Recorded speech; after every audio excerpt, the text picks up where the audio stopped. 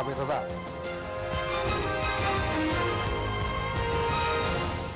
En este momento le voy a dar entonces la bienvenida, como todos los días, a Ramón Alburquerque, ingeniero. Gracias, Mónica. Los polvos del Sahara también nutren los océanos. Entonces, cuando caen con la luz solar, aumentan el plancton, la formación de plancton. Y el plancton es el alimento primario. El plancton es como la hierba de los herbívoros. Entonces vienen los depredadores que se comen los herbívoros y así por el estilo en la cadena trófica. Pero los polvos del desierto también nutren los océanos y entonces para que haya más peces. Desde luego, en República Dominicana decimos siempre, vivimos de espalda al mar. Eso queriendo decir que deberíamos tener una gran producción pesquera, pero el factor que actúa contra eso, ¿por qué nuestros mares tienen pocos peces? De hecho, muy pocos peces, es que el factor determinante en los mares, en los océanos, es la cantidad de aire disuelto en las aguas. Y al tener una temperatura media de 21 grados, esa temperatura es muy alta. Entonces el aire se penetra las aguas, pero asimismo el aire se escapa por la alta temperatura. Entonces el COD de nuestras aguas, COD significa cantidad de oxígeno disuelto en las aguas, es muy bajo, porque los seres humanos tenemos la dicha de respirar aire, y de hecho tenemos aire en cantidad ilimitada. Tenemos todo el aire, respiramos aire y vivimos dentro del aire. Pero los peces tienen tal vez la mala suerte de que también respiran aire, pero viven dentro del agua. Entonces la cantidad de aire que ellos puedan tener, y el aire es oxígeno, un 20%, es muy limitada. Entonces, ¿cuántos peces puede haber en el mar? Bueno, en función de si esas aguas tienen mucho oxígeno disuelto. Por eso los mares de agua fría son los que tienen altísima productividad pesquera. Los mares de las zonas tropicales, subtropicales, tienen bajísima productividad pesquera. Eso no quiere decir que el país no pueda ver en los mares un recurso importante, porque lo cierto es que todavía pescamos muchísimo menos de lo que debiéramos hacer, y sobre todo en la acuacultura tenemos un inmenso mundo que no hemos tocado. Yo quería hablar de los organismos de inteligencia. En el Estado moderno es fundamental que el Estado, el gobierno, tenga organismos de inteligencia, como el DNI, como el J1, J2, M1, M2, usted vaya a saber el alfabeto entero, y como la DNCD. Sin embargo, y más, el Estado necesita estos organismos porque los estados se han vuelto más complejos. Los estados se han vuelto más complejos porque hoy el espionaje se realiza de manera digital, satelital y ya universal, porque incluso desde dentro de nuestro espacio atmosférico se puede vigilar cuando se tiene la tecnología. Ahora, estos organismos pueden ser puestos al servicio de un partido político, aunque sea el partido político en el poder. No, porque son órganos del Estado. Están para cuidar, suministrar información, datos, documentos, mediante múltiples vías, pero no para perseguir partidos políticos. Y esto ha venido ocurriendo en el país. Resulta que si analizamos el caso de Yamil Abreu Navarro, este señor Abreu Navarro, la Procuraduría General de la República le entregó un documento diciendo que él tenía una vida limpia, un documento de buena conducta. Se fue a los laboratorios de referencia certificados por el Ministerio de Salud, el Ministerio de Industria y Comercio, el Ministerio de Interior y Policía, que no pueden mentir, y dijeron entonces que él no presentaba en su cuerpo restos o indicios de que consumía, al momento de hacerse la prueba, sustancias estupefacientes o sustancias delictuosas. pero nada más y nada menos que él tiene, a lo mejor usted no lo sabía, una certificación como proveedor del Estado, de registro de proveedor del Estado, pero él tiene también una carta de la diócesis católica de San Juan, de que es una persona buena y todo esto. Pero tiene otros documentos más.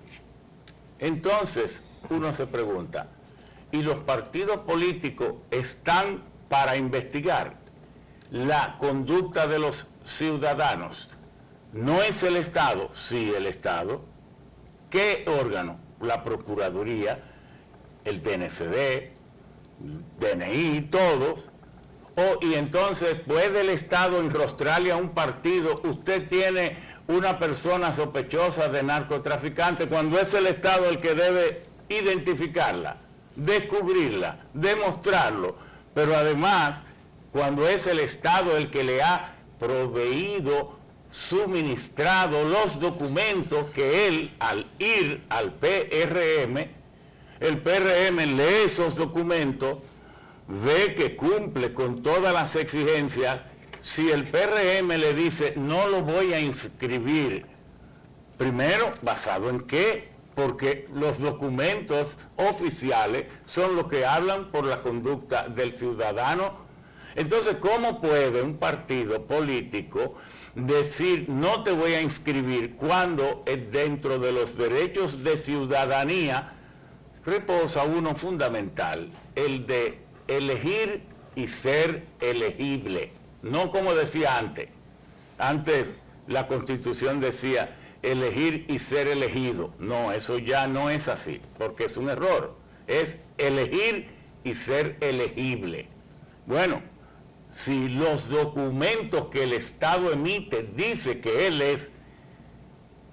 tiene el derecho de ser elegible, ¿cómo puede un partido venir a decirle, yo no te voy a inscribir? Entonces, para que vaya al Tribunal Superior Electoral y allí entonces ordenen que lo inscriban.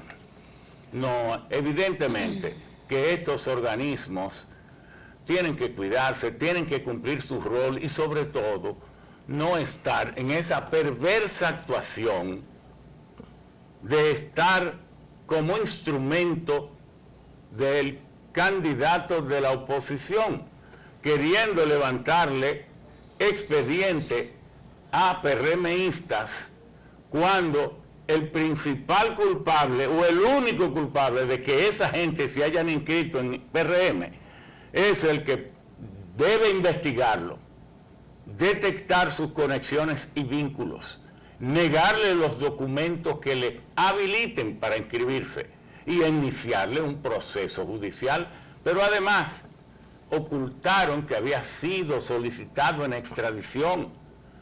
No, el país entero desconocía que hacía tiempo que había sido solicitado en extradición. No lo ejecutaron, lo ignoraron, entonces lo sacan todo a relucir. Esos golpes bajos no funcionan y por eso el pueblo se viene sintiendo ofendido, empoderado de dignidad y diciéndole, no, esta perversidad no se la vamos a permitir a ustedes en el poder. Y entonces fíjense las encuestas y miren, voy a terminar diciendo esto.